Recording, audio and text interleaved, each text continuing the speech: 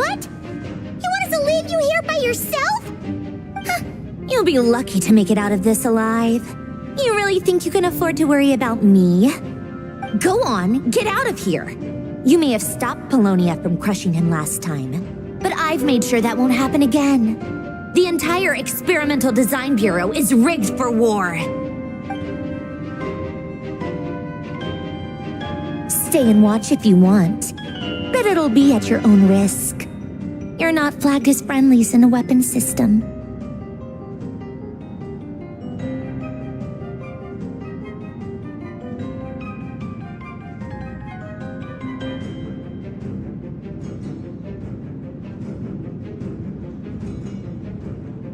Don't tell me what to do!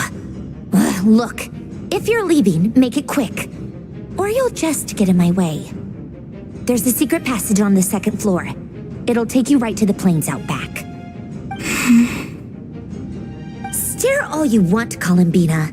You're not getting another invitation to my tea party. I know.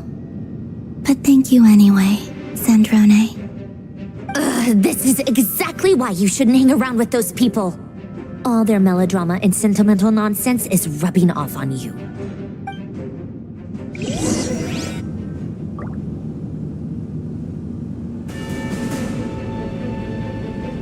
Come on then, Mr. Ray here. Let's pick up where we left off. It's your Wild Hunt monstrosities versus my beautiful creations. Let's see who comes out on top.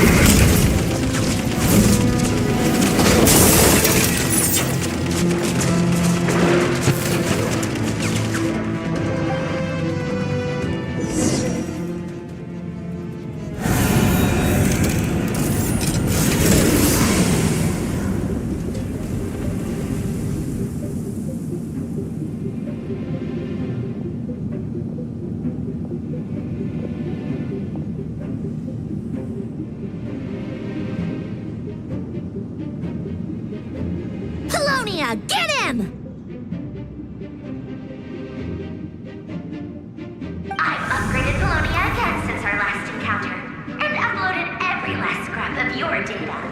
So let's finish this once and for... She's not here. Where did she go? Hey! Over here, you big... Cursed moon. Go. Keep searching. She cannot have gotten far.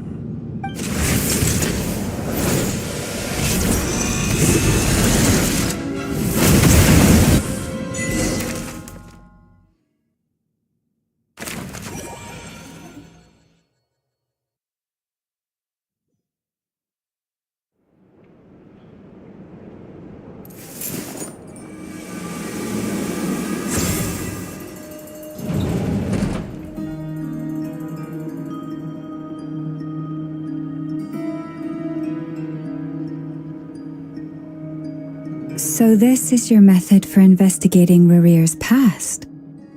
It almost looks like some kind of ceremony. Good deduction. But it's quite a different affair from what you're used to with the Frost Moon Scions. Whoa!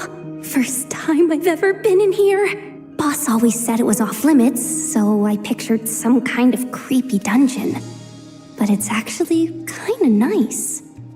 Oh, I guess this must be Sumero decor? That's where Boss is from. And that nice shopkeeper who sold me my treasure compass. I'm not sure exactly what you've got planned, but it looks like you're all set. When do we begin? Whenever we wish. But for some reason, I've got a feeling this isn't going to end well. I've never faced Rarir myself, but from what you've told me, his power is beyond anything I could imagine. I, on the other hand, am just an ordinary businesswoman. Our paths should never have crossed, yet here I am, forced to make an enemy of him. If you ask me, you're about as far from ordinary as it gets. So what are you saying? You're getting cold feet?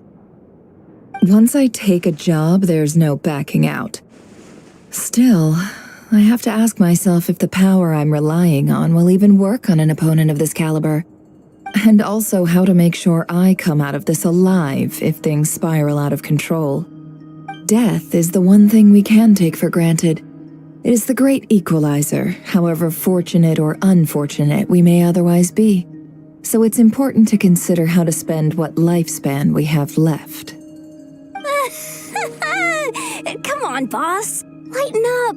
Quit talking about death. It's bad luck. For once, I agree with you. When you're up against a foe like Rarir, there's no such thing as being too prepared. Is there anything I can do to help? That won't be necessary. I've already made up my mind. Time to cash in a precious favor I've been saving for a rainy day. Yehoda, I need you to find someone for me. The sooner the better. Find who? That shady merchant who sold you an overpriced treasure compass the other day. Come on, boss. You're pulling my leg again. In what way is she shady? She showed up when I was completely lost and sold me a neat little gadget that was exactly what I needed. Trust me, she's a good person. Anyway, I know who you're talking about. Don't go anywhere. I'll be right back.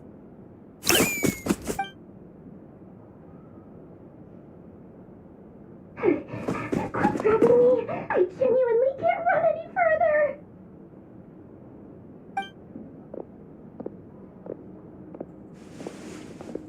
Hey, aren't you?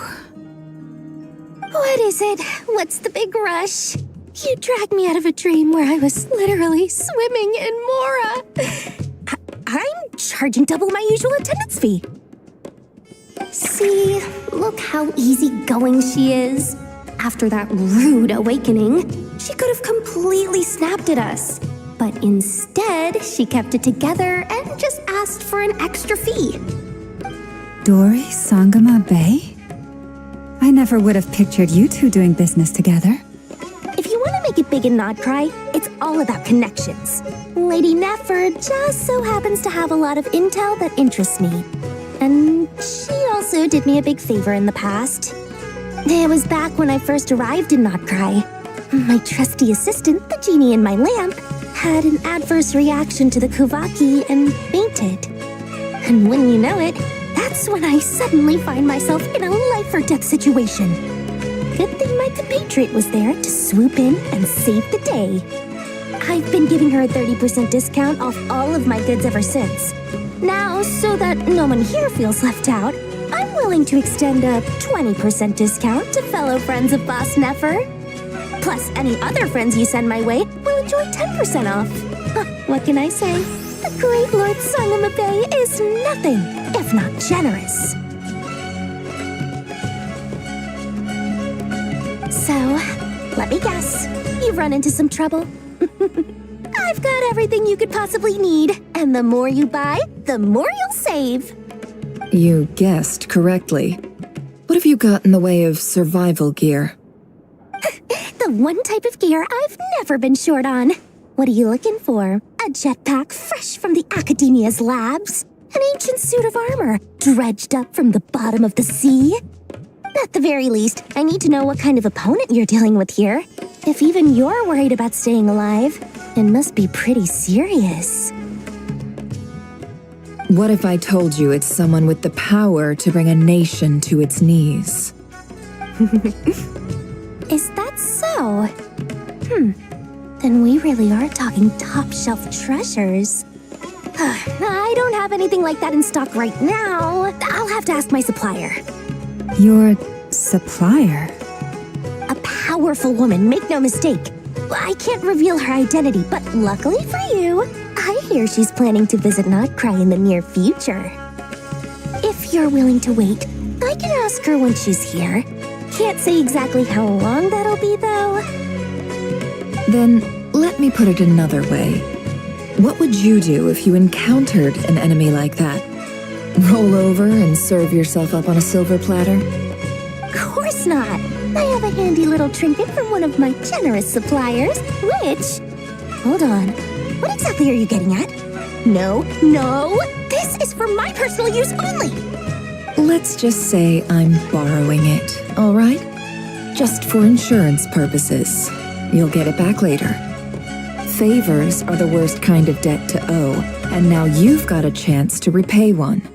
A win-win situation, don't you think? Fine. You can borrow it for 5 days. No, make that 3. And for every extra hour after that, I'm charging you 1,000,000 mora. Deal? Deal.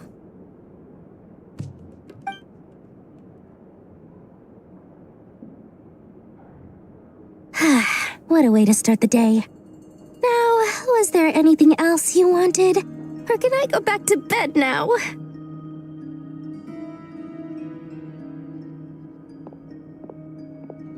That will be all. Take care now. Don't trip up on your way back, friend. See you later! You're my favorite shopkeeper.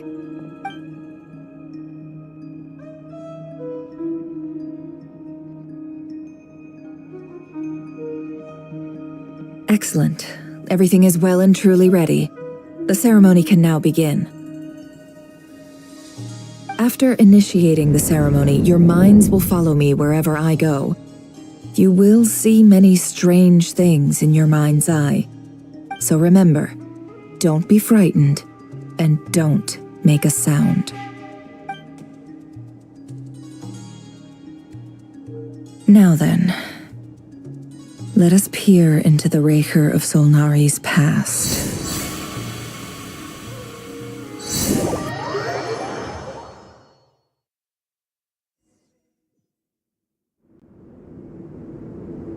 I made it. I don't recognize this style of architecture. Must be Conrian.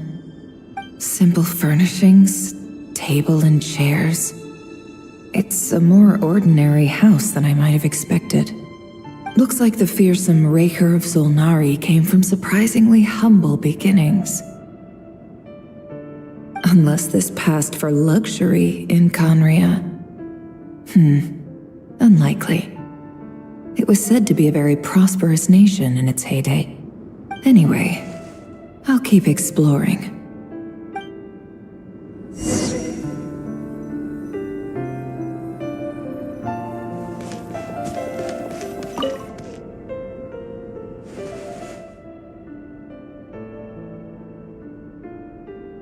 Hi, River. Since you're working extra hours tonight, I thought I'd keep myself busy by checking out that new kebab shop. I've heard good things about their menu. I'll test it out, and if it's as good as everyone's saying, let's go back together sometime. P.S. New stash from the Universitas Magistrorum. I brought some goodies home. A few teacups and a pin rack. Hope you like them. They didn't sign their name, but they must have been close. Sounds like they were living together.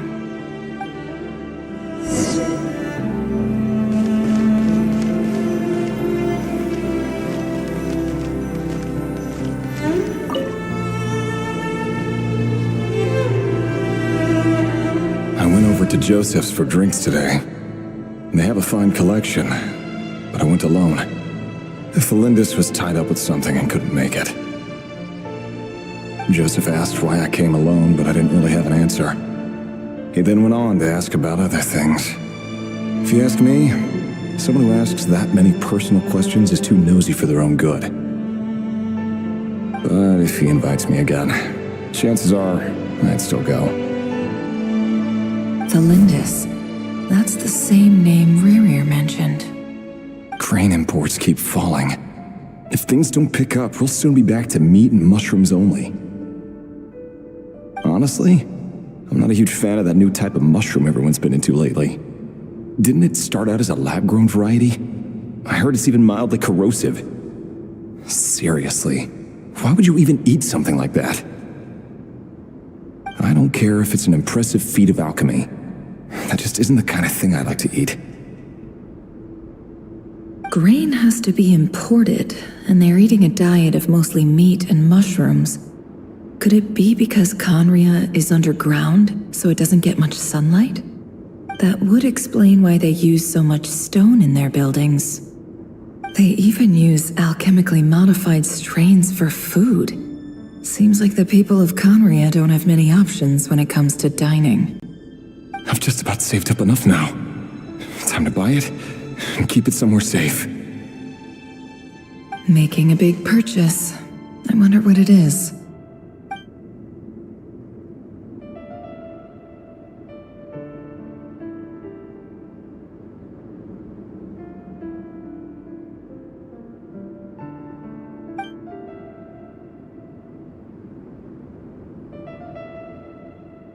He really is a professional. No wonder he's so good at covering his tracks. Despite what he's become, it seems like he's retained certain habits, at least in this regard.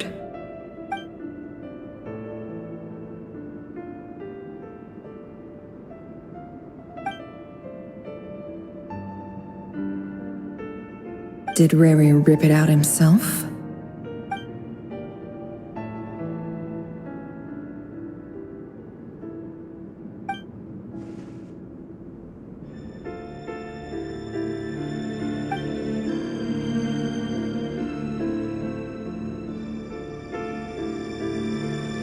Before I met you, I was convinced that my heart was nothing more than a stagnant pool. The burial place of a fallen moon. A withered, windless grove where the waters rested forever unrippled. It was you who helped me see that my heart hadn't entirely withered away. That it could still beat to the rhythm of love. This is just trivial sentimentality from the looks of it. Why would he go to the trouble of hiding that? The burial place of a fallen moon.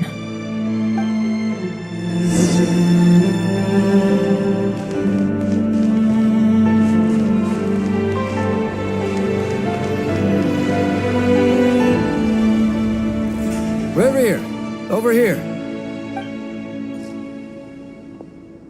Dane! Oh, and, Vediflin here? What a surprise to see you here, sir. Hello there, Rerir. You need not address me so formally outside of court. He doesn't get that much free time, so I invited him over for a drink. Even the court prophet deserves a break every now and then, right? Well, I'm flattered. So, what are we discussing today? Hey, don't look at me.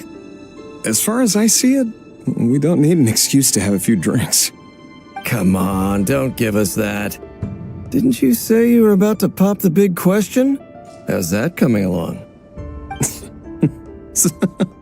Who'd have thought the great Twilight Sword was an even greater gossip? I just didn't expect you to be the first one to settle down and get married, that's all. Yeah.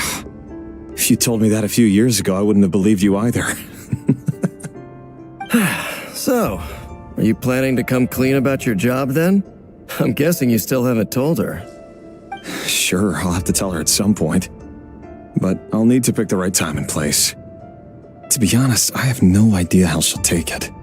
Come on, stop being such a pessimist. For all you know, she could be thrilled. I bet she'll be much more impressed by your actual job than the one she thinks you're doing now. A member of the King's Guard.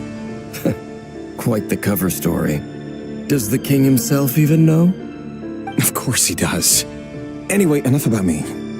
How have you been? Me? Same old, nothing much to... Huh? What's up, Ved? It's nothing. Vediflin, Dainslift's elder brother. Renowned throughout the court of Conria as the Visionary, and said to possess a wisdom far beyond the reach of any ordinary man. And yet, despite the gulf between us, he seems to have something to say about me. Does he even know me? Does he see me as a friend of his brother, or just another of the Vinster King's blades? Why did he react so strongly? Was it really to do with what we were talking about? Brown, curly hair and brooding blue eyes. So this is what Rerir looked like back in the day. Perfectly normal. No different from anyone else. As frightening as this monster is in the present, there's something even more unsettling about seeing the human he used to be.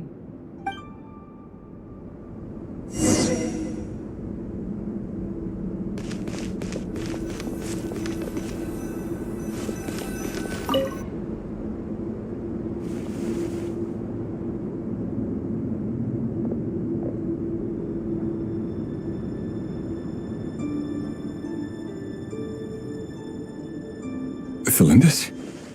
You're back early? Our equipment's being serviced today, so I got off earlier than usual. How's your day been? Aw, why the long face? Is something the matter? Has your boss been giving you a hard time again? Went for a drink with Dane and the others after work. Isn't that a good thing?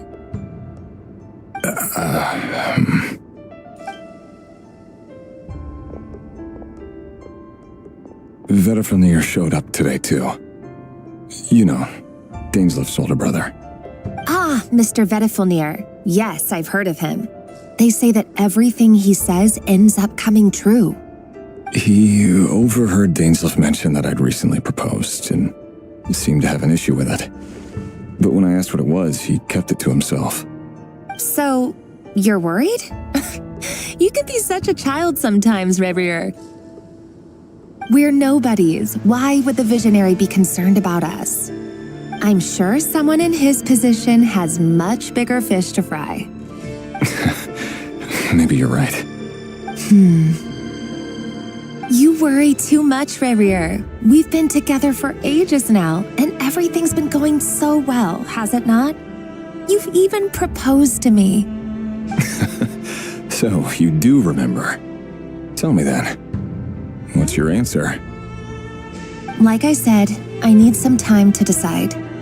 You can't just rush into things like this. We may be nobodies in the grand scheme of things, But if we want things to work out, we've still got to plan ahead. All right.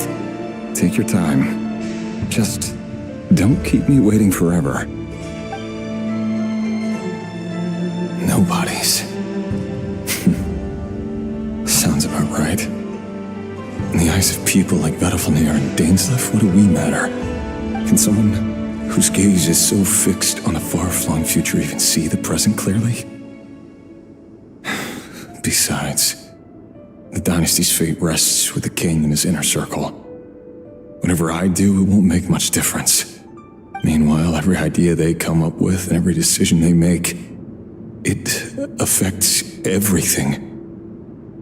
These days, the king is lost in his research, and the purge of the Crimson Moon bloodline grows ever more intense. The opposition tried to speak out, but nothing came of it. And I'm under no illusions as to why. Because we eliminated them and got rid of their bodies. A man can have 1,000 reasons to carry a sword, but there are few good excuses to use it. Yet the king has never even considered a gentler approach, and he never will. What becomes of someone who kills on another's behalf? Can he ever find true peace?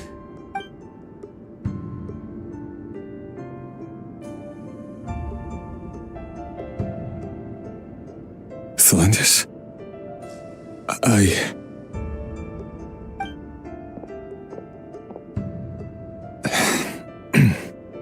It's nothing. You were right. Fate has never smiled upon nobodies like us. But by the same token, it's unlikely to bear a grudge against us either. There's no reason we can't keep living happily together, cherishing the simple joys of each day as they come. See? You just need to stay positive, Revere. I can feel your warmth, your breath. You're right there, right by my side. Just seeing you makes me happy in a way I can't explain, and that's something that no one could ever take away from me. So smile, my love. Let go of that frown. You're right, Thelindis. I've just been overthinking things. That's better. Getting caught up about things like this will only ruin our evening. Speaking of which, all set for the ball tonight? I need to go get ready. You go ahead. I just have a few things to take care of, then I'll come join you. Even busier than the big shots, huh? Fine, I'll go get started. But don't be late. If you keep me waiting too long, I won't be a happy bunny. Relax. I'll be there. Seriously, though, you drive a hard bargain. You're really gonna leave my proposal hanging and still expect me to take you to the ball? Well, that goes without saying. I already told everyone I'd be coming with a dance partner. Besides, they're two completely different things. Let's take it one thing at a time, all right? All right. White outfit it is. It seems like Rerir was deliberately hiding his ties to the intelligence services by giving the impression that he was just an ordinary member of the Vinster King's Guard. He clearly doesn't want his would-be fiancée to know about his other life. Then again, that's hardly surprising. People in the intelligence trade rarely do.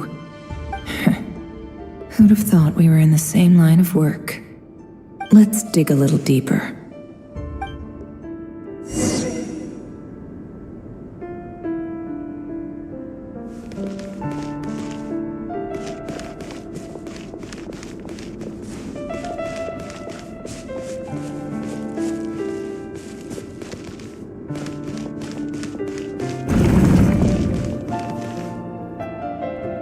Our last operation was a resounding success, and all thanks to you, Rehir of Solnari. In total, we apprehended 32 dregs of the Crimson Moon, and 67 accomplices. After all these years since the dynasty's fall, so many of them still linger on. Indeed, it cannot be denied. Yet it was destiny that the Crimson Moon should be overcome by the eclipse, and that His Majesty, the all-seeing Vinster King, now guides our nation on the path to prosperity. Khaenri'ah has no further need for a dead moon. But alas, there will always be those who refuse to see the truth. choosing instead to romanticize the past. That's not entirely true.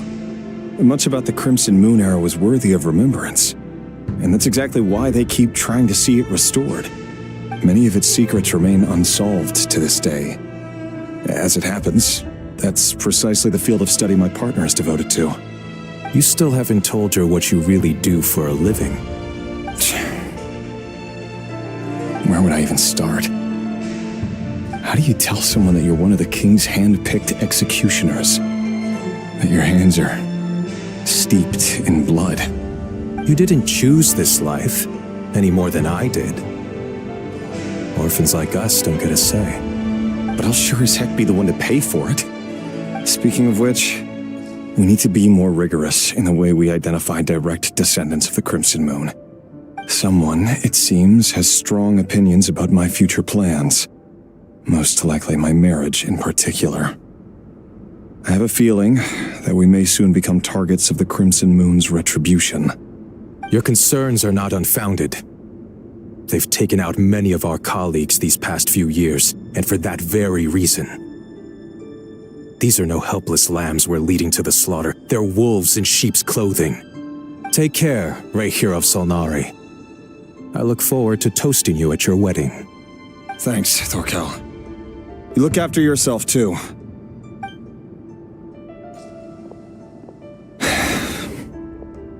Thelindis, I never wanted to keep this from you. You're the last person I would ever want to lie to. But that's exactly why I can't tell you everything. There are things you shouldn't know. Things you cannot know. The Moonlit Dynasties are a thing of the past. Yet even now, with the sun shining high in the sky, there are those who would call forth a dead moon's ghost. Could that be why Vedalfnir held back? Or was it because of some court secret he's not at liberty to share? I have to get a clear answer from him. No matter what happens, I will protect Thelindis. Rerir seems to be very concerned by Vedalfnir's reaction. Vedalfnir and Dainsleif, the Visionary and Twilight Sword. So that's what they were really like. I've investigated this whole area now. There doesn't seem to be any other memories here. Should I try? So, he's late after all. Just you wait, Rerir. You're in for it. Big time. Are you waiting for someone, ma'am? Could I tempt you into buying some flowers? Oh, sure. Pick me out a pretty bunch if you would. Thank you. But I'm afraid none of them are as pretty as you. For someone so young, you sure have a way with words, don't you? I'm only telling the truth. Look me in the eyes. You'll see I'm not lying. May we have a word in private? Who are you? And what do you want? It doesn't matter who I am. Too many of our kind have fallen lately, so I decided to take the risk of reaching out. Not long ago, the Rehir of Solnari led an assault on one of our strongholds. We suffered many casualties, and many who came to our aid lost their lives as well. Sorry, I don't know why you're telling me this, and I don't want to get involved. Wait, hear me out. This time we finally got a clear look at his face and learned his true identity. His name is Rerir, and he claims to be one of the king's guards. What did you say? A cruel irony, isn't it? The man you're set to marry leads a double life as a brutal executioner. But surely, you must have caught a whiff of the blood on his hands. Why are you telling me all of this now? Simple. It's because... How strange. Rerir was nowhere to be seen in that memory. It clearly belonged to Thelindis. Rerir couldn't possibly know what happened if he wasn't even there. Why would her memories appear in his fragment? The ceremony won't last much longer. I think it's time to call it a day.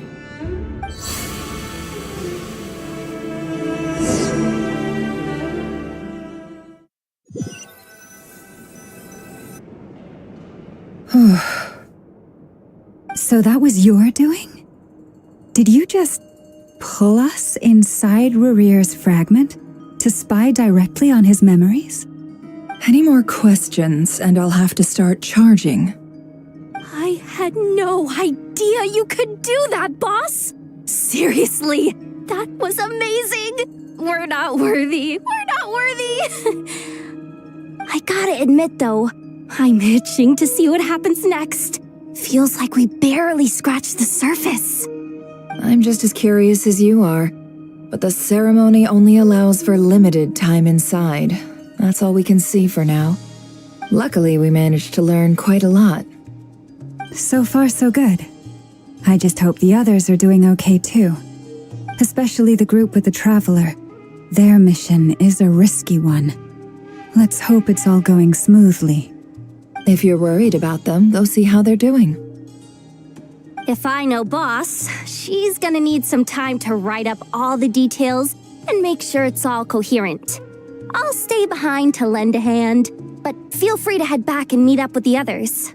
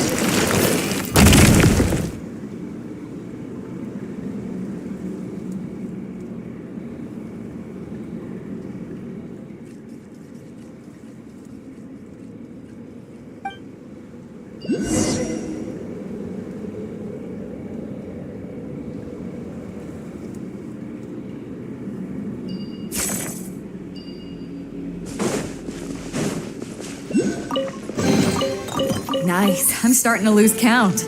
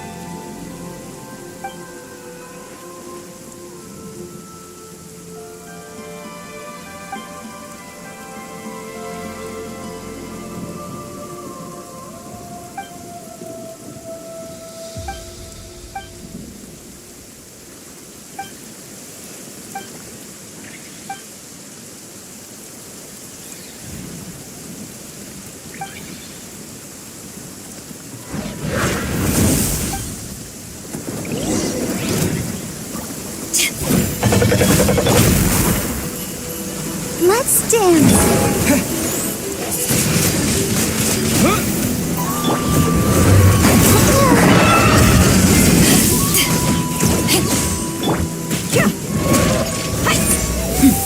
get it on!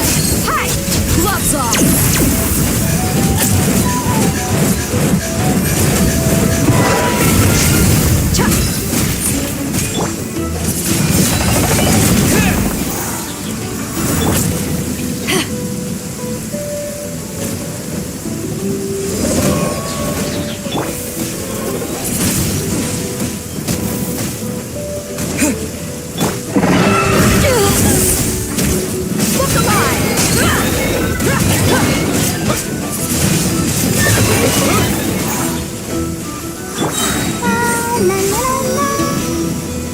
Let the show begin.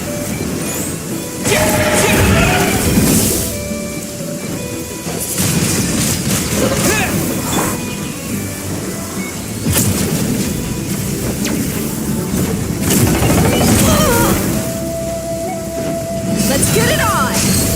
To ashes! With the wind!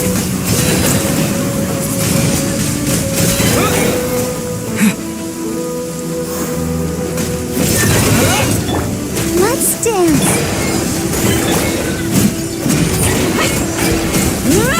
Look alive! Hi!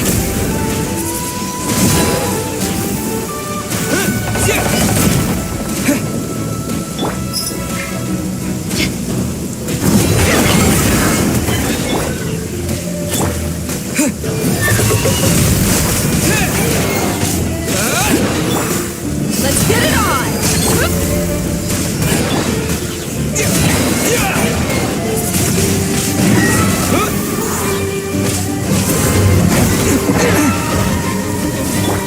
Let the show begin.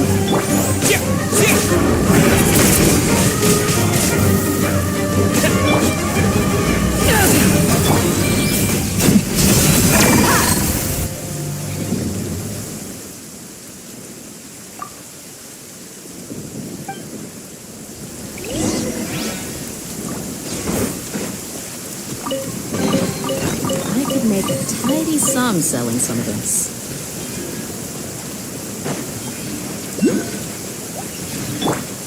I'll protect us.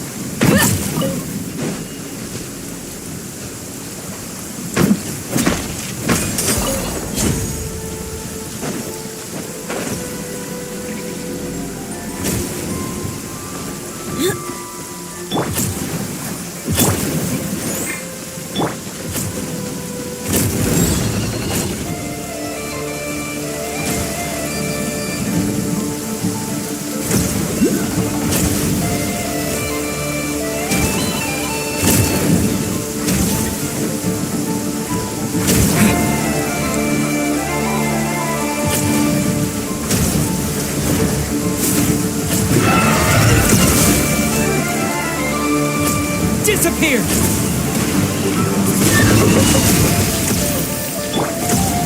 Buckle up! Hi! Let the show begin. Blade!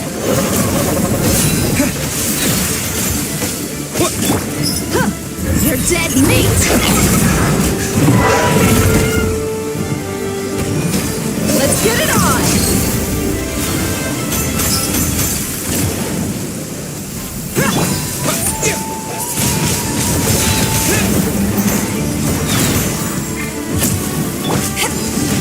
Power that ended Python!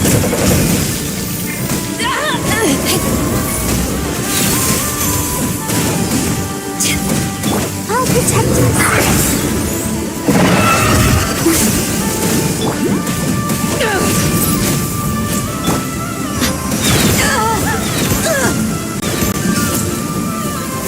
Look alive!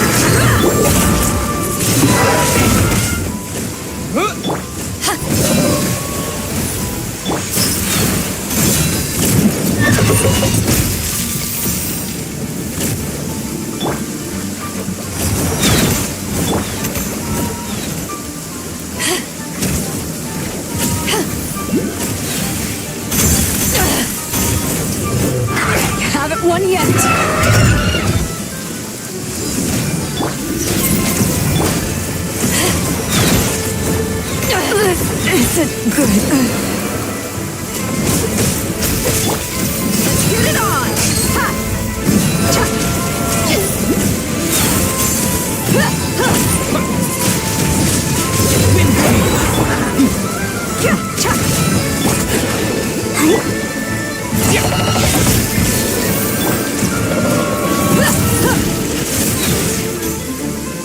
Buckle up!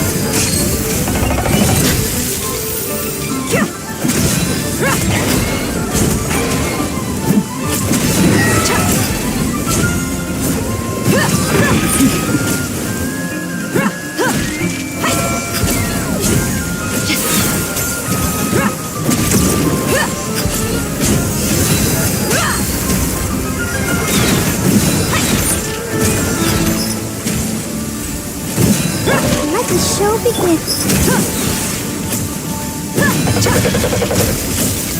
You ain't messing around!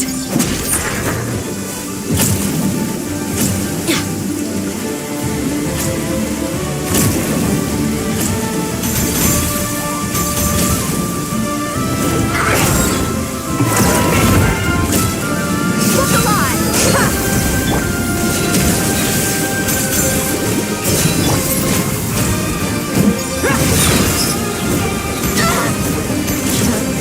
That's great.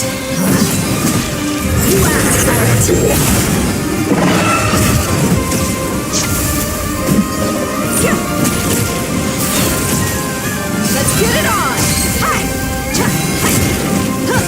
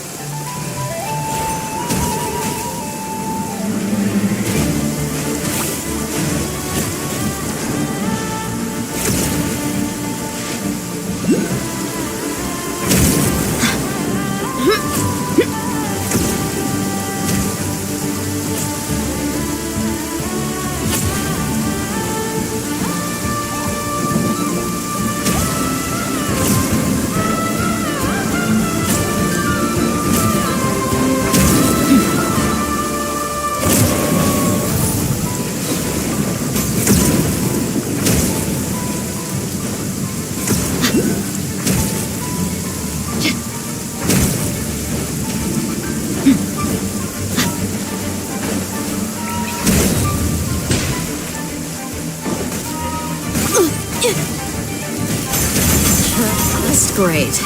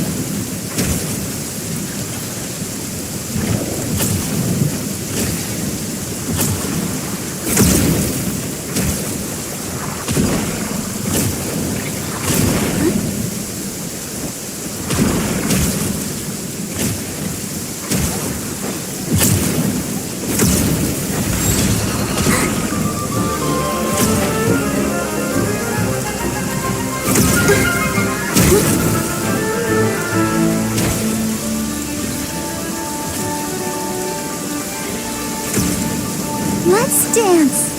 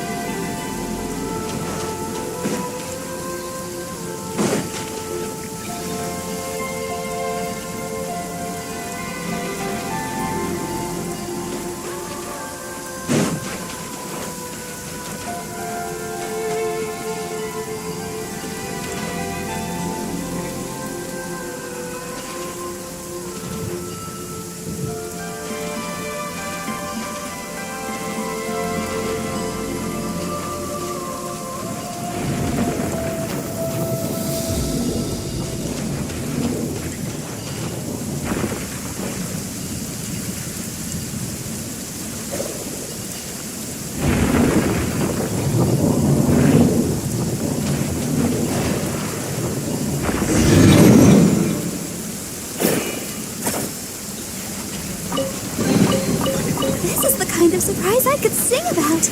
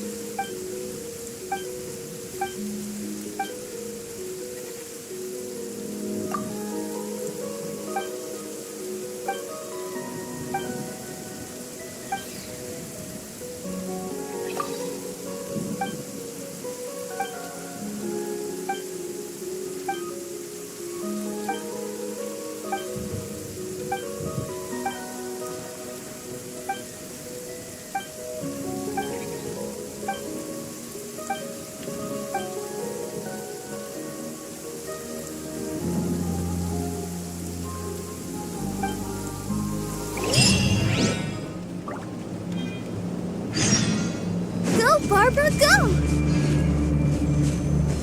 Let the show begin.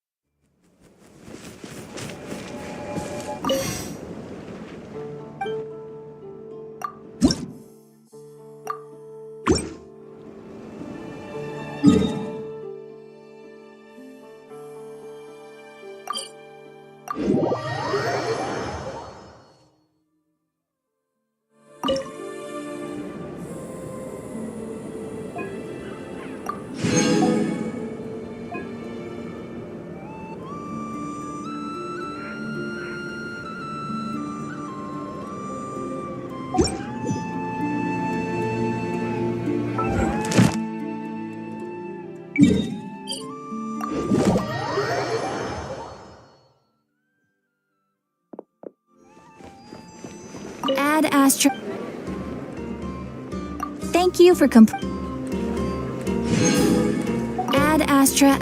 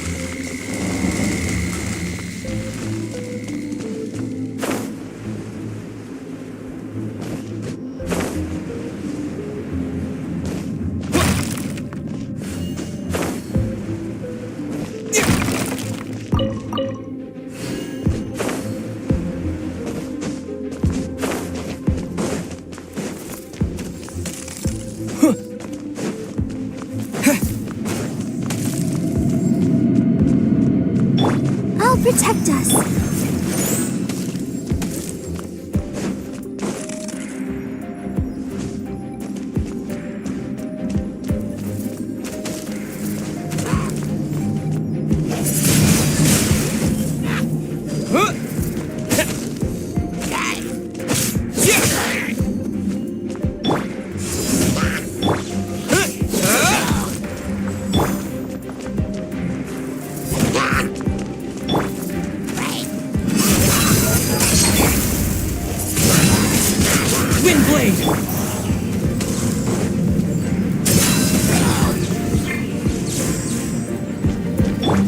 Let the show begin.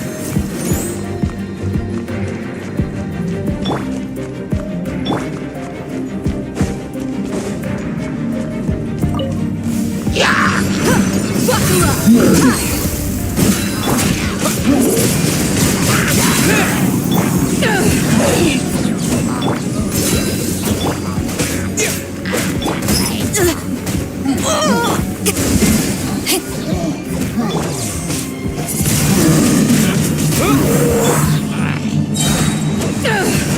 Eyes on me!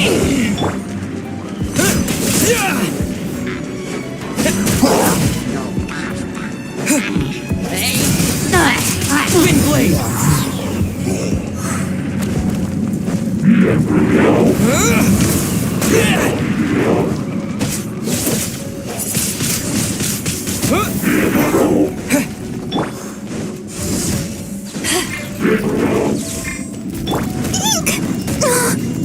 Ready, steady, go!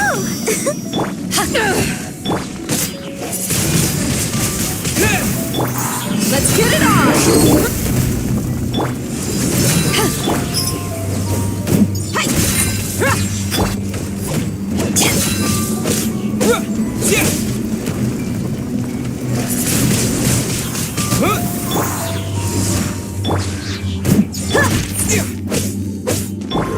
Gloves off!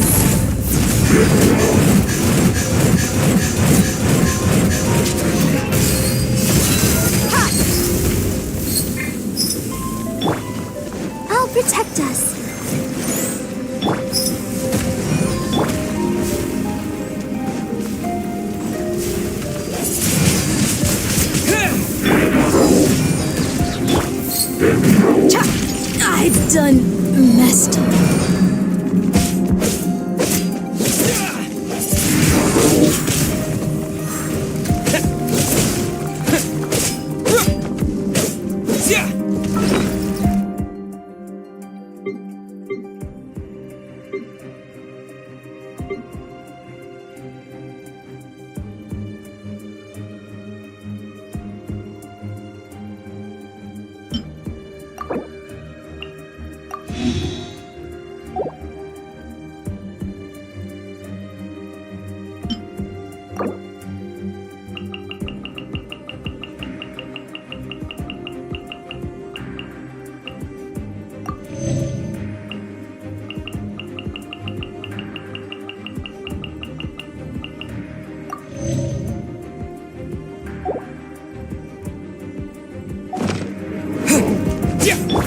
Look alive! Hi! Let the show begin. Windblade!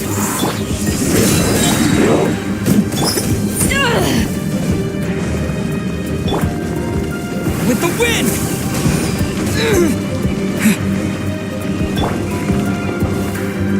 Power that ended Python!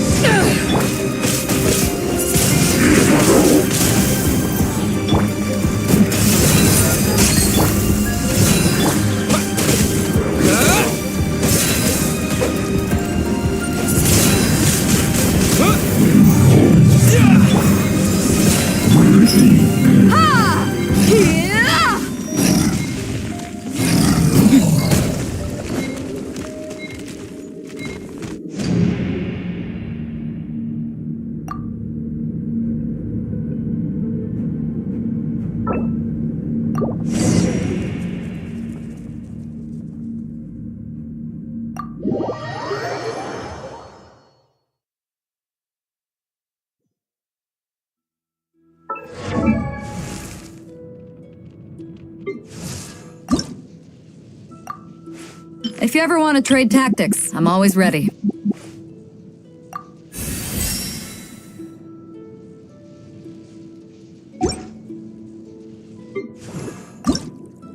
I wonder when I'll be as tall as my big sister.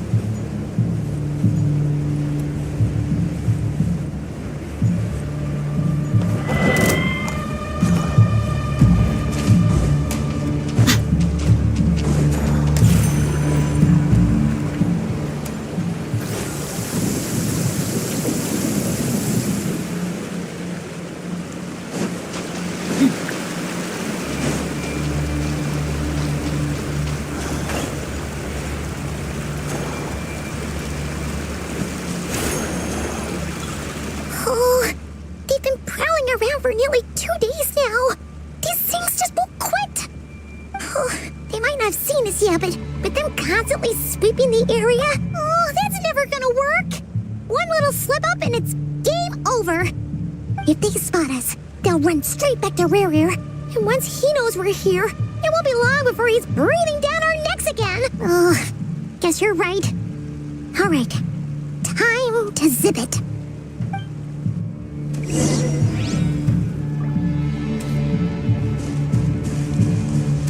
Quick, hide! We almost got spotted!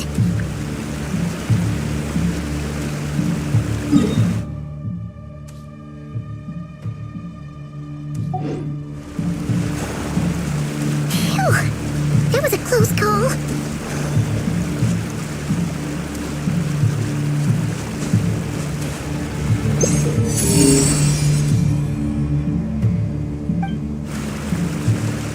Watch out! They're coming this way!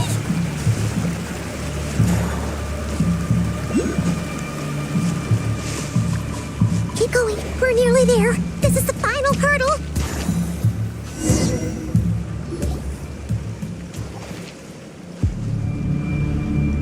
Oh, there's no end to these things.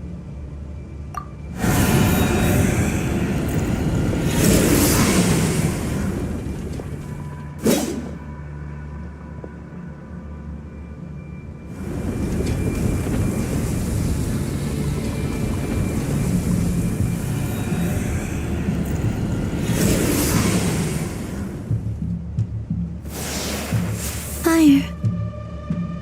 Fire? Wait, what's that smell?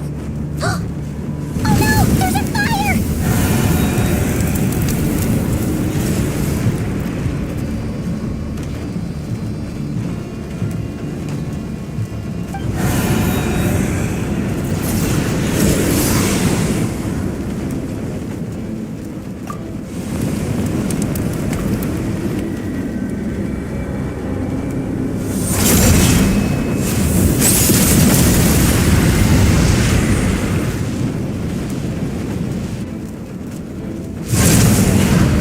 Sandrone was right. You look weak, Columbina. The old you would never have let such lowly creatures bar your way. Word has it that you did something for the Tsaritsa, and that's why you've lost most of your power. Freedom comes at a heavy price, doesn't it? It's Arlecchino! You came! Hello again, Columbina. And greetings, guests of the House of the Hearth. It's been a while, Arlecchino.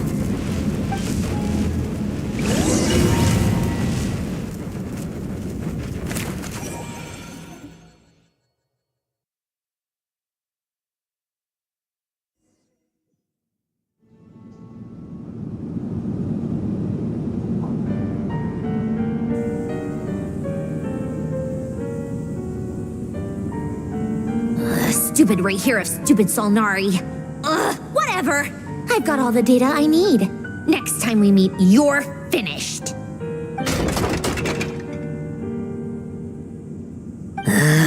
He sure doesn't pull his punches. Excuse me, do you need a hand? You can do me a favor by staying out of my way. Can't you see I'm busy? Wait a minute.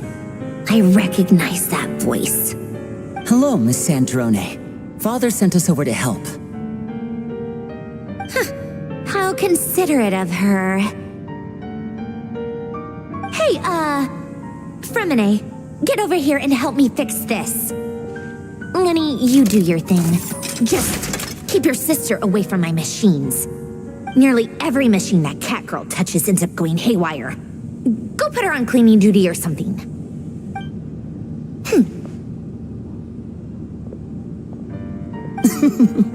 Then let's start downstairs. Fremine, we'll leave this place to you. You've got it. Wait a second. Pretty sure there's still some tea in the cupboard. If you want some, you'll have to make it yourselves.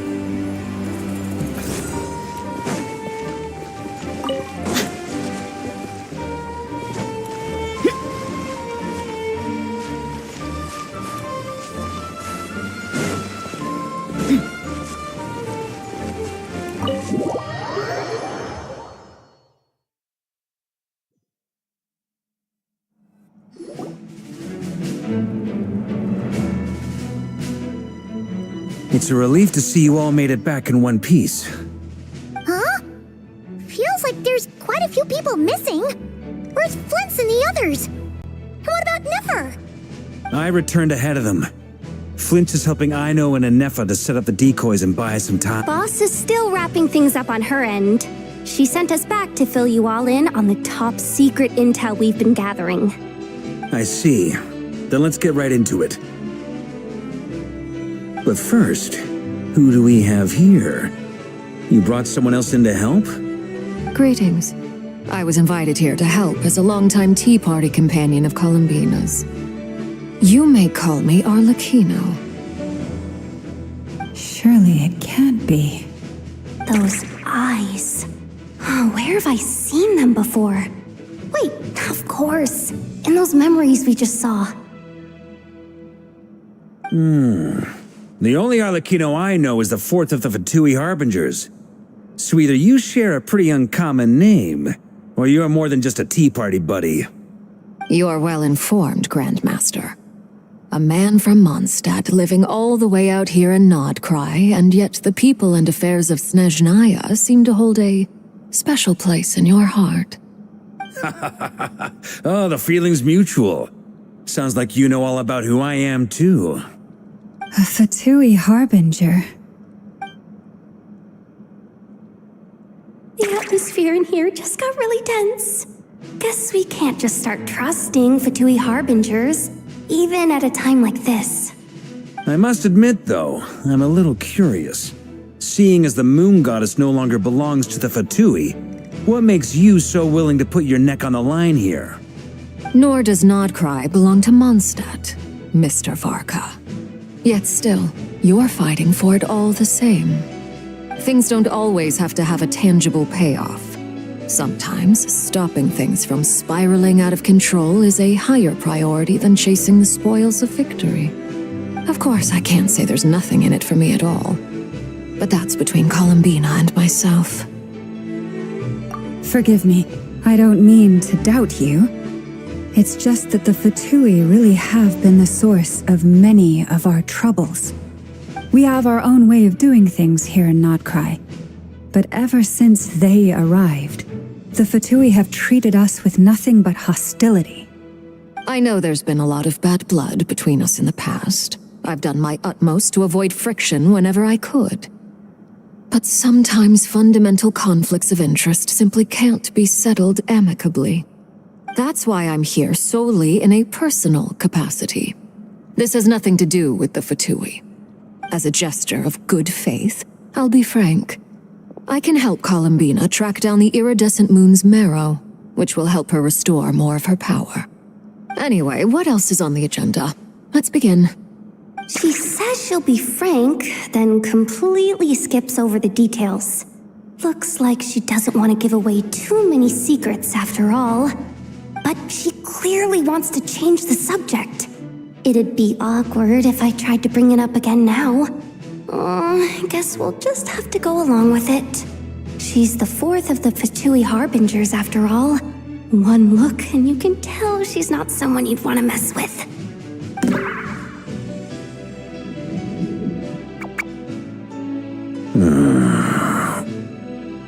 Well, Since Miss Arlecchino sounds confident in her ability to handle that, we'll proceed to the next topic. Yehoda, time to share that top-secret intel. All right, listen up, everyone. First, we now know that Rerir was originally a Conrian secret agent whose primary mission was to hunt down and assassinate the so-called Dregs of the Crimson Moon. The Dregs of the Crimson Moon? In the memories, there was a lot of talk about the Crimson Moon and Eclipse, and a whole bunch of other stuff from the time of Conria. To my knowledge, those were the names of 2 different Conrian dynasties. Long, long ago, it is said that the people of Conria worshipped the Crimson Moon, drawing a mysterious power from its reflection. But one day, a coup saw the Crimson Moon eclipsed, hence the name of the new dynasty that replaced it, and how it became the new emblem of Conria. Still, long after the Crimson Moon dynasty had fallen, the last ruler of the Eclipse dynasty, the Vinster King, still coveted the secrets it left behind. So, he sent the Rehir of Solnari to secretly hunt down the Crimson Moon's few remaining followers. In those days, Rerir showed no signs of madness. In fact, he was as normal as any other person. Oh, and he had a fiancé, or at least a would-be fiancé, called Tholindis. What's the matter?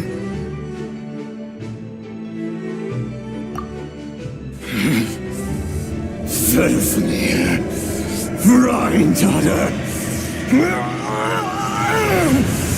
Freundes.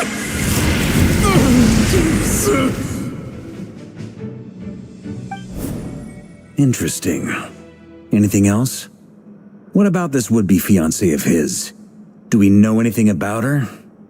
Well, she was a researcher at the Universitas Magistrorum, but it felt like she was hiding some kind of secret. Oh, and one more thing. For some reason, Rerir's fragment also contained some of Tholindis' memories, though only a very small portion. Well, no shortage of potential leads, I'll give you that. In any case, it sounds like we can conclude that while Tholindis was still around, Rerir appeared to be lucid and quite normal. Tholindis, it seems, must have been the one thing in this world that he couldn't let go of. Tell me, though, were these pure-blood Conrians we're talking about here? Why do you need to know that? Hold on. If she was a pure-blood Conrian... Oh yeah, just like how it was with the captain. If we could somehow find her, do you think there's any chance Rerir might regain some of his sanity? It's possible, but it would take a miracle. We can't pin all our hopes on that. That merchant who never knows, Dori Sangama Bay. Maybe we could hire her to look into it. All right then. Let's keep working in our separate teams. Traveler, Paimon, Kutar, and Miss Arlecchino will go look for the iridescent moon's marrow. As for the others... On the way over here, I noticed that the wild hunt monsters had grown even more frenzied in their search for Kutar. At this rate, the people living here will be in grave danger too. So I'm thinking of gathering together some of our followers to go wipe them out. I'll head back to the curatorium and meet up with the boss. Feels good knowing we've all got something to be getting on with. Given that the Wild Hunt has been a lot more active lately, the Lightkeepers have likely begun their own operations too. If that is the case, someone will need to pass the news on to Flint's. I'll hold the fort for now, then discuss our next move with Flint's, Aino, and Anefa when they get back. All right then. Well, the clock's ticking. If that's everything, we'll be on our way. We'd better get moving too. We'll try to buy you as much time as we can. Relax. Just do your thing. Now, I decided to call in some backup since things are getting so hairy. Our reinforcements should be here any minute now. Stay safe, everyone. Dismissed.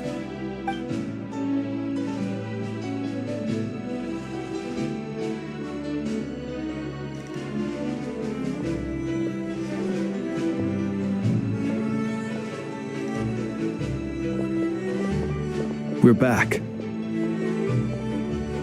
Did we get here a little early? Or a little late?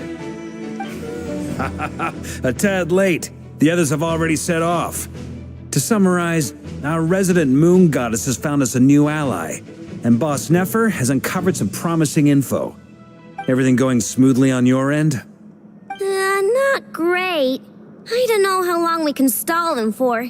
The decoys are getting taken out way faster than we imagined. I'm gonna make some more later, but I need a timeout first. I'm so tired right now. Oh, right!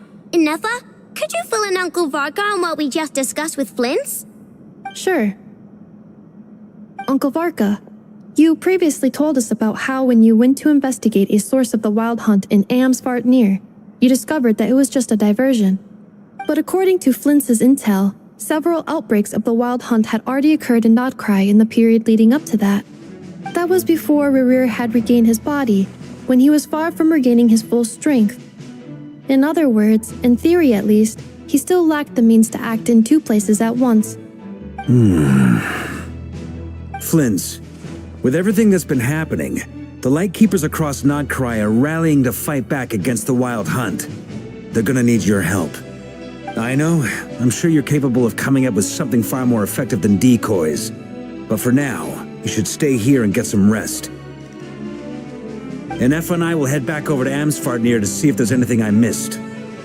I told you Uncle Varka would say that, didn't I? A deal is a deal. Not a word about my snack intake for the next week. Database updated. Reliability of Aino's predictions increased. What does that mean? They were betting on how you'd respond after hearing their intel. It's the obvious choice, isn't it? That's hardly worth betting on. We already decided that Nefa should go investigate the situation over at Amsvartnir on her own. You might as well stay here and keep watch. Someone needs to hang back and oversee our strategy meetings. And besides, you still haven't fully recovered from ambushing Rerir. So I've ended up with the easiest assignment. Well, I appreciate it, everyone. See you when you get back.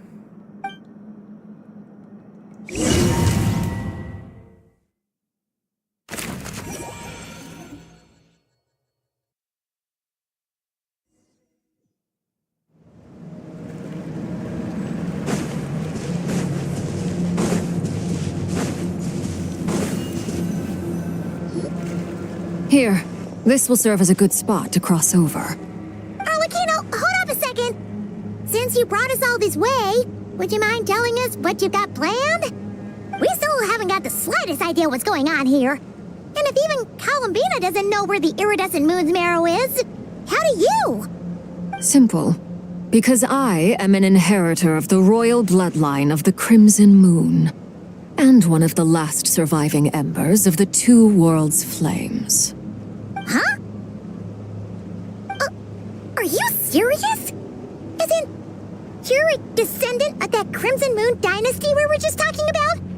The one from ancient Conria? Your surprise is understandable. I was also taken aback when I first learned of it. But the more I thought about it, the more I realized the signs had been there all along. When I was young, I discovered I could wield a very special kind of fire. It coursed like blood through my veins and smoldered away inside my nerves. What's more, whenever I experienced strong bursts of emotion or drew too deeply on this power, it was like some kind of presence within the fire would begin to gnaw away at me, consuming me from the inside out. Exactly. That is why my hands are like this too. At first, I saw it only as a curse, but once I became a harbinger, the jester apprised me of the truth. Together with my own investigations, over the past few years, there are several things that I have gradually come to understand. For instance, Take the so-called Crimson Moon. In truth, it is nothing more than the shattered remnants of the iridescent moon, fused with the abyss to prolong its lifespan. Since this blood flame was bestowed upon me by the Crimson Moon, it is a fusion of the iridescent moon's former power and the corruption of the abyss. You all understand the nature of the abyss well enough. I draw upon its power, and in return, it hungers for my soul. This strange blackness is the mark of corruption it has left behind. If I recall correctly, you once told me that if the corruption ever made it to your heart, you'd become a completely different person. Yes, and that's the reason I'm always careful not to push my power too far. It's essentially a never-ending tug of war. Whew. Sounds intense. Anyway, the rest of my story can wait. Is there anything else about the Crimson Moon or the iridescent moon that you're unclear about? Paimon has a question. So, the Crimson Moon that the Karians used to worship was actually the iridescent moon, right? Which was one of the three moon sisters. Does that mean that the Karians were to the Crimson Moon as the Frost Moon Scions are to the Frost Moon? So much of that history has been lost. We have no way of knowing exactly what they were like. But I would suspect that the Conrians weren't as devout in their moon worship as it might appear. The iridescent moon's remains simply served as their link to the abyss. Later on, perhaps someone discovered a way to make direct contact with the abyss. Or maybe there was some kind of ideological divide. Either way, a dissenting faction staged a coup and drove out the royal heirs of the Crimson Moon dynasty. Still, even with the dark sun looming high overhead, the Crimson Moon's glow never truly faded. If you want living proof, it's standing right before you. The first time we met, I sensed something familiar in your presence. When I looked at you, I felt I could see that mysterious red moon in the corner of my eye. In your flames, I saw its broken image, surrounded by a strange black aura. Well, I appreciate that you kept it to yourself. Much about the Crimson Moon is still a mystery, and I'd prefer not to end up as the object of an insane research project. Anyway, time is against us here, so if there's any other questions, they'll have to wait. I just want to make sure I've got one thing straight. In her letter, Sandrone mentioned that since you are unable to contain the iridescent moon's marrow yourself, you intend to leave it in my custody. Correct? That's right. For now, it's the only way I can pay you back for your help. The iridescent moon is already part of who you are, so with its marrow in your possession, you'll be even more powerful than before. Deal. Then let's get started. Get what started? What does this place have to do with the Crimson Moon? When I first became a Harbinger, the Jester gave me a book called Paranhari, also known as Leobranto Inamorato. You should be able to buy a copy next time you're in Fontaine. It's a love story set in the Crimson Moon era, but setting aside the tangled romances of its characters, it also records a few interesting details. In the Crimson Moon era, or so the story goes, there was an orphanage that received children from beyond the bounds of this world, and subjected them to a peculiar induction ceremony. Beyond the bounds of this world? For real? And what kind of induction ceremony? The Crimson Moon sages looked beyond this world for beings with powers that surpassed the gods. But fearing they might lose control, they subjected these children to a process of refinement. They made these children crawl up a fireplace and kept asking them, "Have you died? Did you see it?" Until they finally admitted to having died and seen a crimson moon. The adults embraced the children who passed the ritual, telling them, "Within the fireplace, you have traversed the flames between two worlds. Here and now, you are born anew." The book leaves much unsaid. But I suspect that this was their way of branding the children they had enrolled, leaving an indelible mark upon them so that they would forever live in the Crimson Moon's light. That explains why I can't sense the Crimson Moon's marrow in this world. It makes sense that it would be sealed in a special space that can only be accessed temporarily through some kind of ritual. But there's no fireplace here. Do you see a chimney anywhere? Oh, are we supposed to build it ourselves? Okay, fine. Paimon will go find some bricks. That won't be necessary. The fireplace is purely symbolic. The key to the ritual is crossing the flames between two worlds. In other words, the flames that burn within me. Those burned away by such flames leave behind a kind of ghostly afterimage in the world. In the days of Conria, people believed they could be used to bridge the gap between the two worlds of life and death. In short, I can open a passage to that space for you. That's the easy part. The catch is I'll need to stay on this side to keep the passage open, so I won't be able to come with you. Once you're inside, you'll have to find your own way. Very well. Then I'll open. Traveler, spare me a little more moonlight if you would.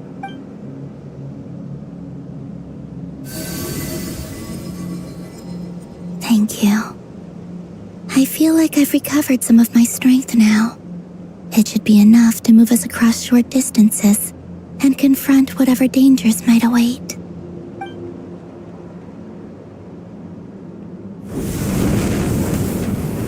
Mistress of the seven hues of ages past, great mother of the present, crimson-clad sovereign of the two realms, by fire severed, by fire renewed, I offer myself now and beseech your descent.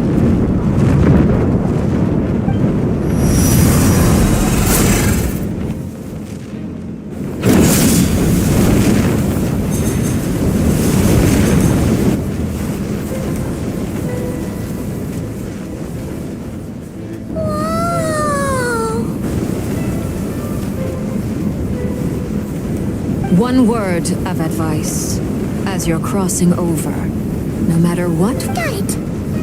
I sense a sinister gloom inside, but also the familiar. I feel that I am about to meet an old friend who has changed beyond all recognition.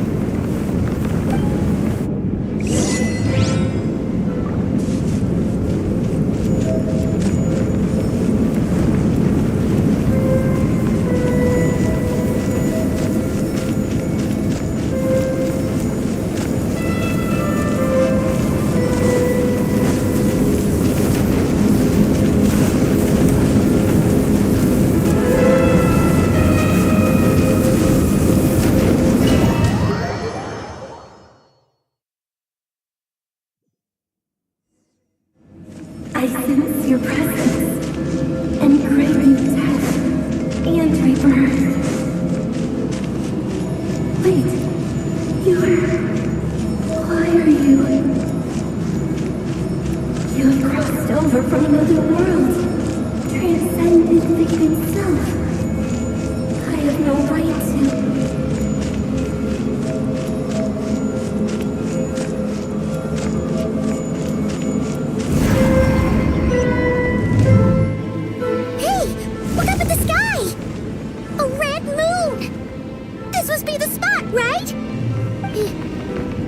The abyss? It's practically filled the entire place. What now? What a tragic sight.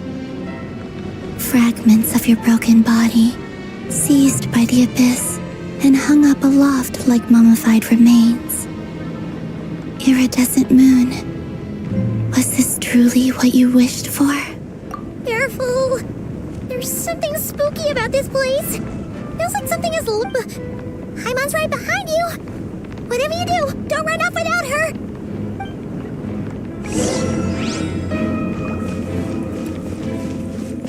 By the way, Columbina, didn't you tell us that the iridescent moon had shattered into pieces? The moon up there looks pretty whole to Paimon. How is that possible?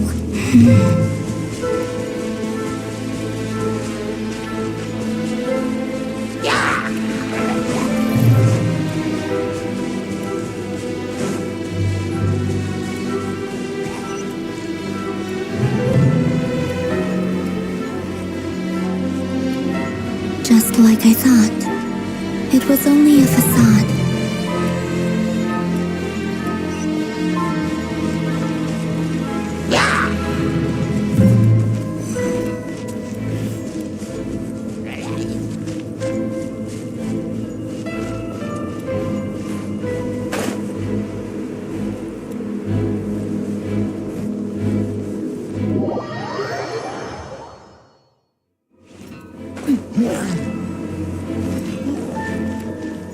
Let's dance!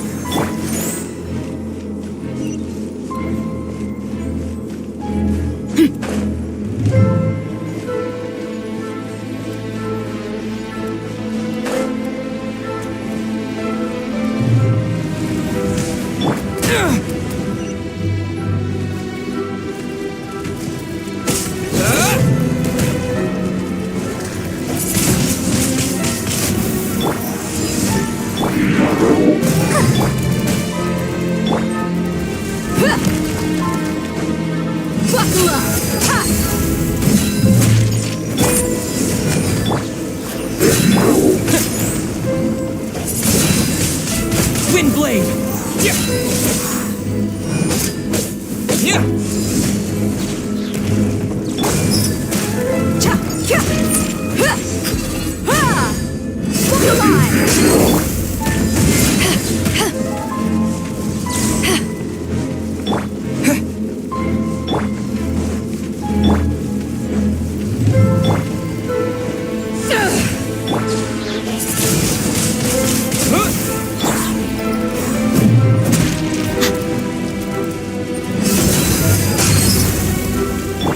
Disappear!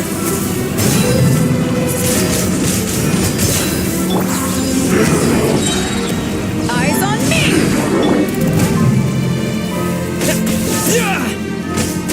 I'll protect us.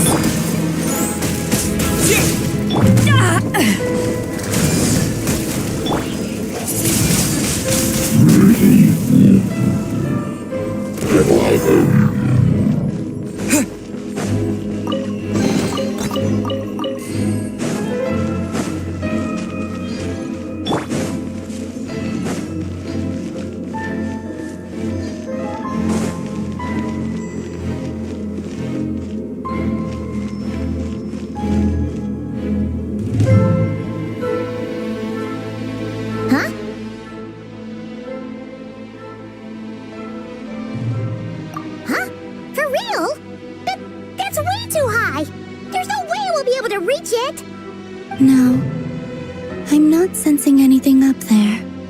It's coming from under the mountain. Let's see.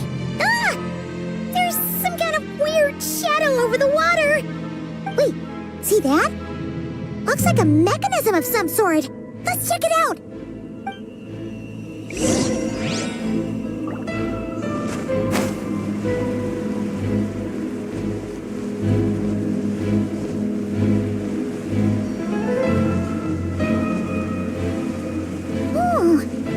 Looks like a device from the time of Kalia. Maybe people once came here to study the Crimson Moon's domain, and they left this behind.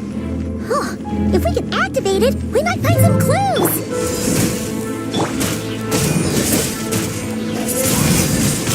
Windblade!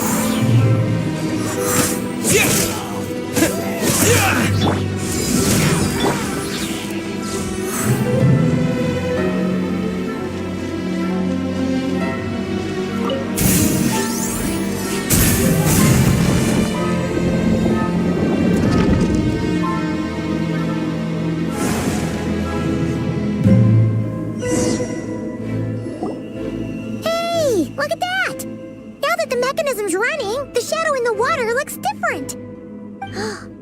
Do you think these mechanisms might be the key to unlocking the secret?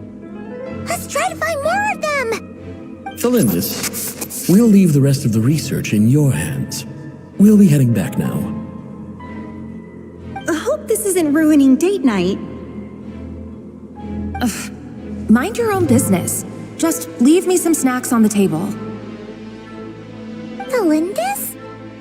Is that Rear's girlfriend? How come we're hearing her voice here? Oh yeah. So, do you think she was studying this strange space all along? The Abyss has made this space extremely unstable. Maybe that's why some of the things she said and did were preserved here. Like echoes. Or after images.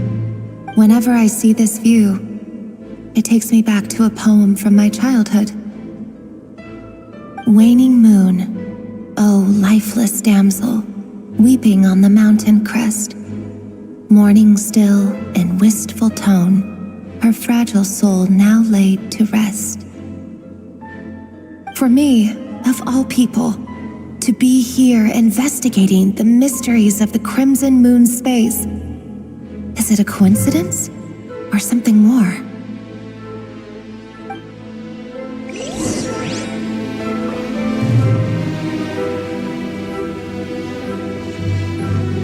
I'll protect us.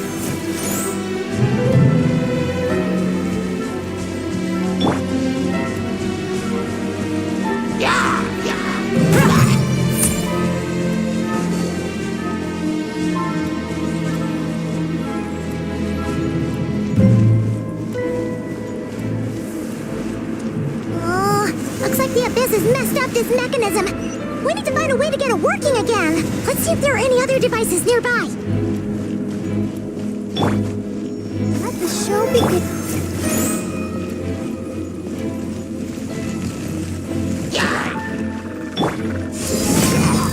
Let's get it on! Hi!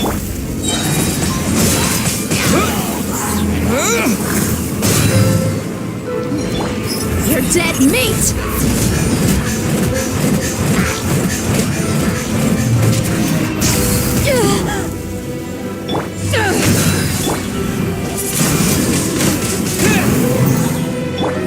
Buckle up!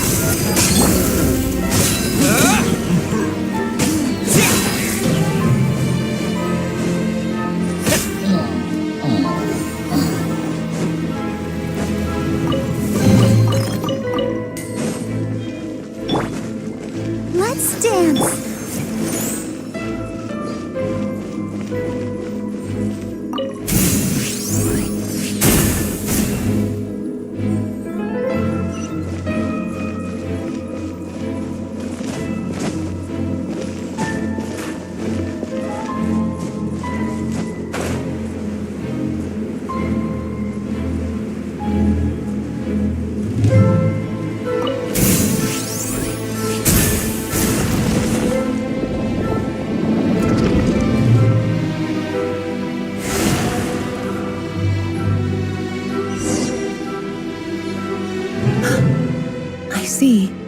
So the moon marrow, or rather the power of the 3 moons, is the key to unlocking. If it really does exist, then maybe this madness can finally be put to an end.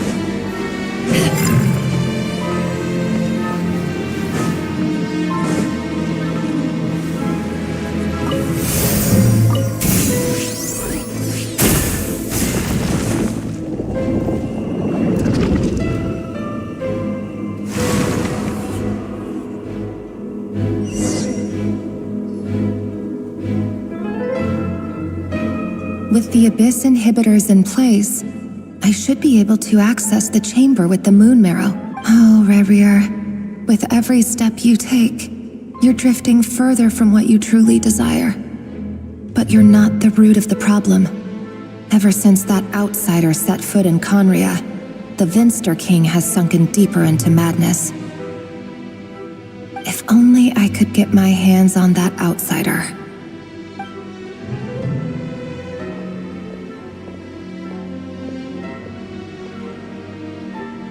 Hey look! The moon's reflection is back to normal! Lindis's voice mentioned a chamber with the moon marrow. Do you think maybe it's hidden in the moon's reflection? It must be. For within it, I sense the fragile aura of a dying soul. Then there's no time to lose! Let's go!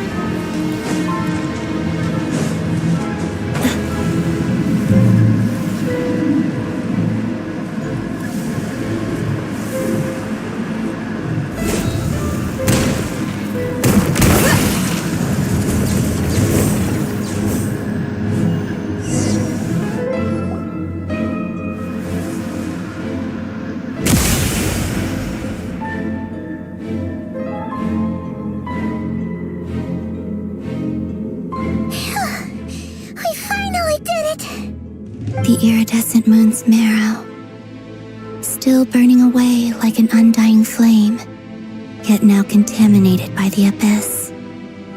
It has taken on a new form entirely.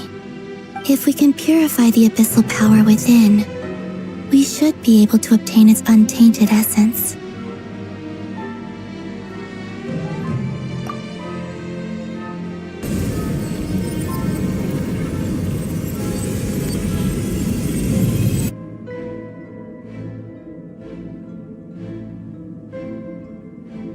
It's so cold.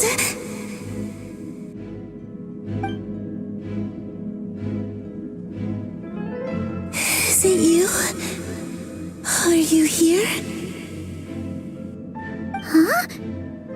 Are you talking to us? At long last, I can see you once more.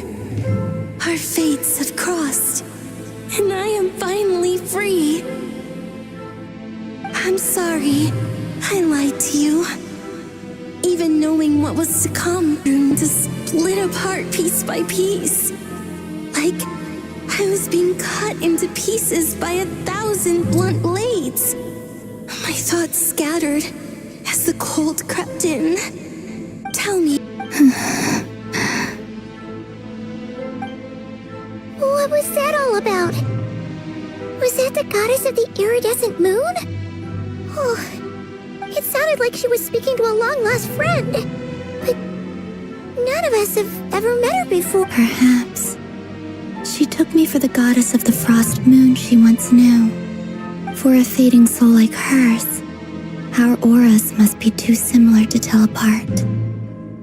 But anyway, we've got the iridescent moon's marrow now.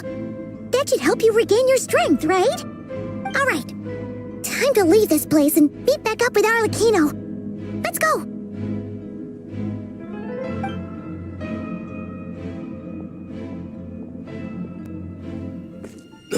That's odd. This place looks different than when we came in.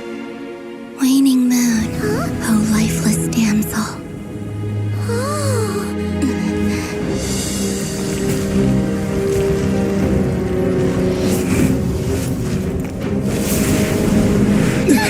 Hurry! The place is collapsing! It wants to trap us here. Who's it? The Abyss? Now we've taken the moon marrow. All that's left here is a dark will. It will show us no mercy.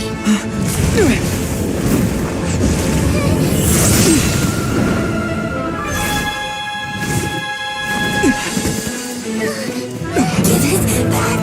The crimson moons! My marrow! My heart!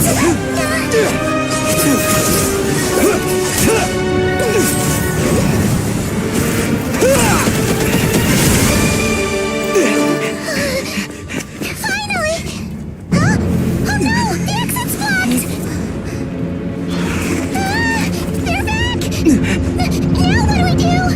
This is where you fall. Witness my rise. What are you waiting for?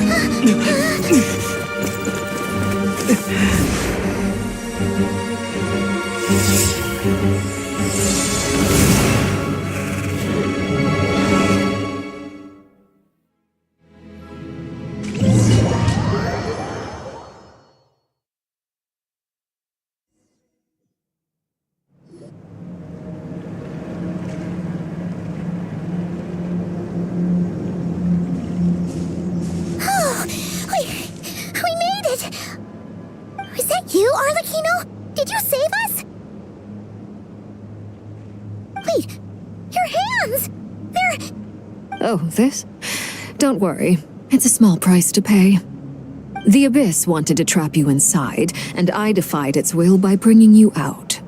No wonder it's a little angry. No. I have paid the price, albeit a small one, and it cannot be undone. My hands have already fused with the Abyss. Purification would simply destroy whatever's left of them. Oh, we're so sorry, Arlecchino. Paimon can't believe you'd make a sacrifice like this for us. As much as I'd like to call it a favor, the truth is I was simply holding up my end of the deal. Well, Columbina. Yes, you did your part. And as promised, I will leave the iridescent moon's marrow in your care. From this day forth, may the two worlds' flames burn ever more brightly.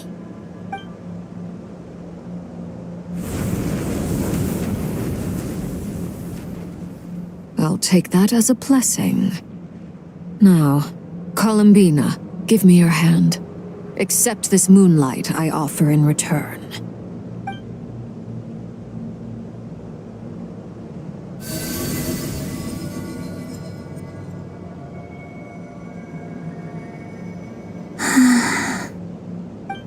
Odds, that's all.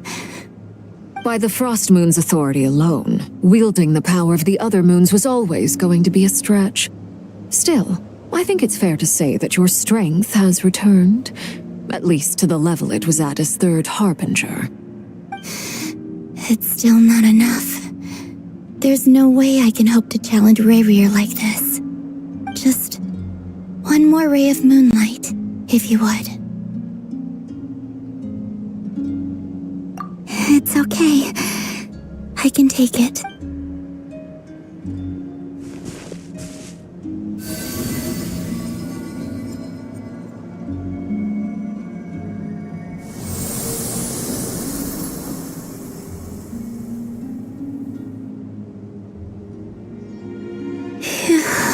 How about now? Fighting fit? At the very least, I won't have to stay hidden like before. I want to see him gone from Nod-Krai. The Rayhir of Solnari and his wild hunt must be sent. Well, it's good to have something to aim for. You certainly seem more alive now than you did earlier. When I first met you, you didn't strike me as a ray of moonlight. More like a wisp of fog drifting in from who knows where, ready to scatter at the first sign of a breeze. But now, you're full of vitality. Just like the frost moon, once the brightest of them all. May you keep shining, Columbina. This is who you are. Thank you. Look after yourself too, Arlecchino. I know you have plans of your own, and that's why you're always seeking to grow stronger. But whatever you're after, don't let the abyss take a hold of you. I do not wish to see you go down the same path as Rarier. I appreciate the concern, Columbina. Although perhaps it's time you took a new name. A new name? Kutar, the Moon Maiden, Columbina. They're nothing more than code names. They describe who she is and the roles she's played, but they're not her real name. We often use code names in the House of the Hearth, too. But it's knowing your real name that keeps you grounded. Up till now, you've been living a wandering life, so all I'll say is this. Once you've defeated Rarier, give it some thought. All right, that's it from me. I'll get you back safely first, then go meet up with Sandrone. You're the best! I appreciate the gesture. It speaks to your good character. Anyway.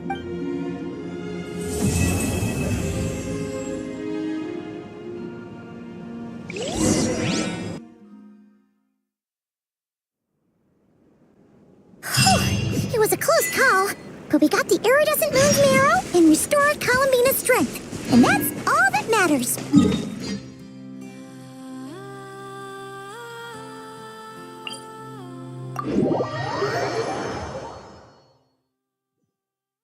In other words...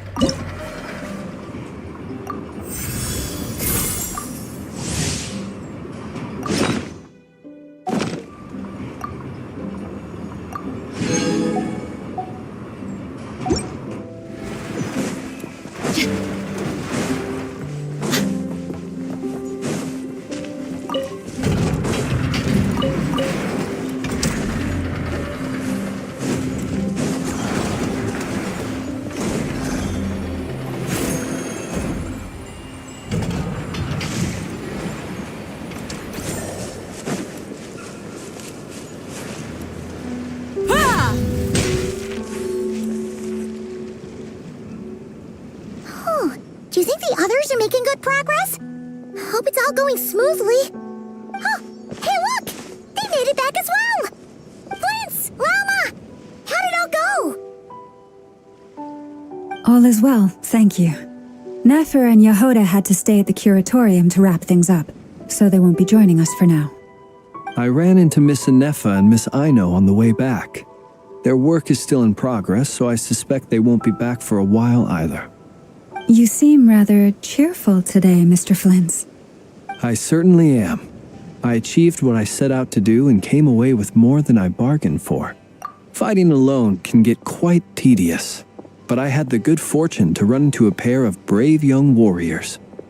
We meet again. How have you been? Albedo! What are you doing here? Thankfully, tracking you down turned out to be a lot simpler than we envisaged.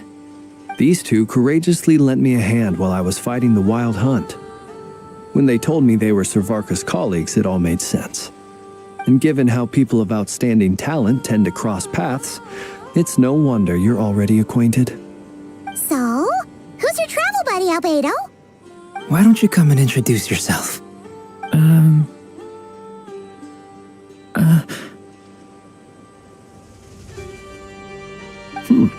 A gentleman of few words, I see, and a rather stern countenance. I presumed you were acquainted with him. Is that not the... It's nice to meet you. Again. We've technically met before. Wait a sec! You're Minnie Duran! That's right. It's me. I'm glad to see you again. By the way, he says it's okay if you drop the mini. Yeah, I'm not as mini as I used to be. Interesting, isn't it? The first step towards blending into human society appears to be reflecting on whether one's name really reflects who they are. Wow! You look so different! In a good way, of course. It's great to see you looking so healthy. Thank you, Paimon. And although you're as mini as ever, I understand that diminutives don't always convey endearment. I'll be sure to simply call you Paimon as a sign of my great respect. Wow! You're such a smooth talker now. Paimon could get used to this. From now on, you may refer to her as your esteemed guide, Paimon. Personally, I think our little Paimon is the perfect size. When people call her Little Paimon, it's just because she's so adorable that they can't help themselves. If that's not a sign of You're absolutely right, Miss Lauma. My brother still has a long road ahead of him when it comes to understanding human relations. Anyway, speaking of long journeys, didn't Columbina, leave with you? How come she isn't? She's been catching up with old friends. Wouldn't be surprised if she stopped for a cup of tea or 10 on the way back. Uh-oh. People are talking about me. Hope it's nothing negative.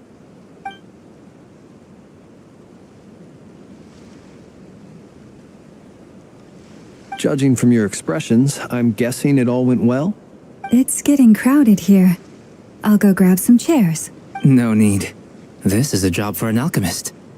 I'll whip some up momentarily. Thank you for your hospitality, ladies and gentlemen, but I was merely escorting my friends back. I'll be meeting Sandrone shortly, as we still have some things to discuss. It's been a pleasure, everyone. But this is where We really appreciate your help. Oh, come on. Spare the formalities. I'm just glad I could help. I understand. Well... Oh, this place is hopping. It's probably a good thing one of us left. Otherwise, we might not fit all these people. Are you saying we're about to run out of chairs? As a matter of fact, I am. Come on in and see for yourself.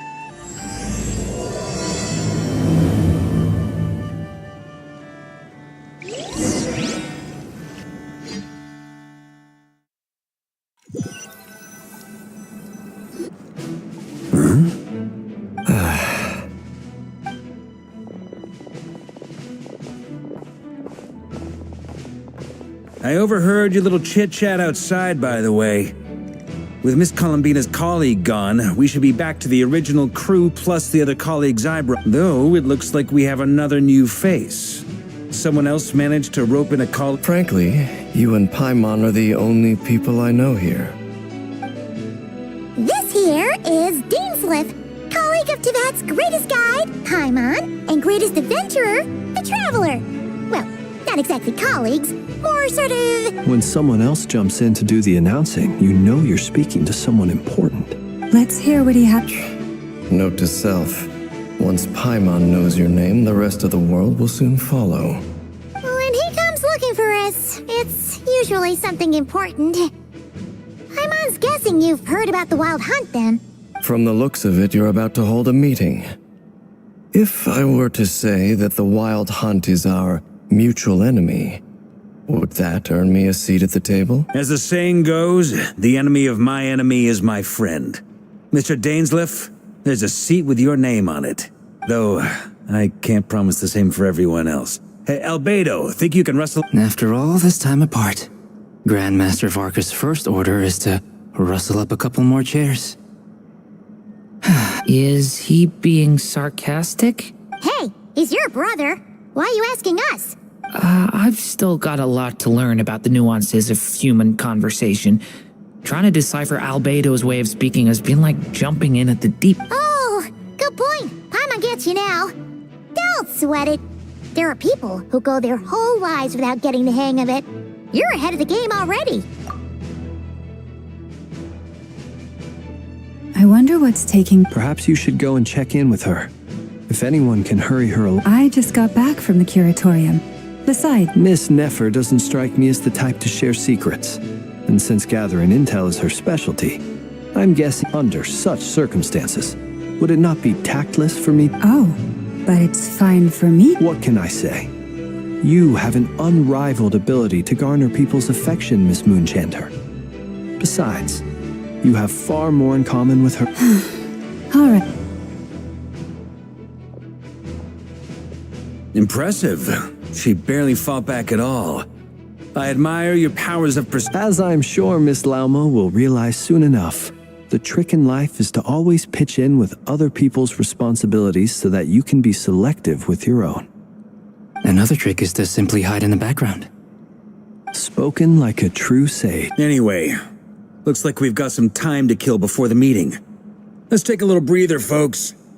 And feel free to chat amongst yourselves. We'll get down to business once the other two arrive.